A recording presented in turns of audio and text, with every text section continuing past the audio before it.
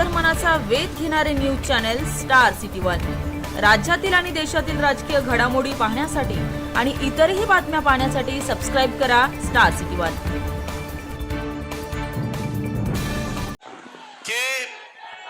आणि हे सगळी जे आहे हे आरक्षणाचं भांडण मिटवावं म्हणून एक 4 दिवसापूर्वी तिकडे सह्याद्रीला सरकारनं मीटिंग बोलवली की सगळ्या पक्षाच्या नेत्यांनी तिथे यावं, मार्गदर्शन करावं की हे सगळं प्रकरण शांत कसं होईल, सगळ्यांना न्याय कसा मिळेल यासाठी आपण प्रयत्न केला पाहिजे। आता हे जेव्हा कळलं आम्ही तर जाणारच होतो, परंतु विरोधी पक्षाचे जे सगळे नेते आहेत त्यांनी सुद्धा येणं क्रमप्राप्त। मी स्वतः वडेट्टीवारांना सांगितलं बा तुम्ही पण या, कायदा काय म्हणतो हे त्यांना जे आहे वेगवेगळ्या ऍडव्होकेट जनरलने जे काही सांगितलं त्या कॉपीज त्यांना दिल्या।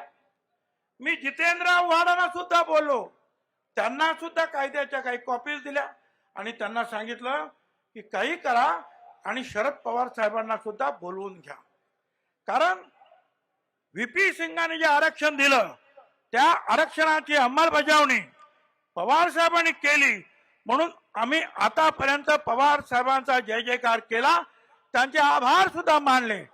परंतु ज्या वेळेला अशा आरक्षणाच्या बाबतीमध्ये ज्या वेळेला काही प्रश्न निर्माण होतात त्यावेळेला अपेक्षा ही आहे की महाराष्ट्राचे एक ज्येष्ठ नेते म्हणून पवार साहेबांनी सुद्धा तिथे यायला पाहिजे होतं।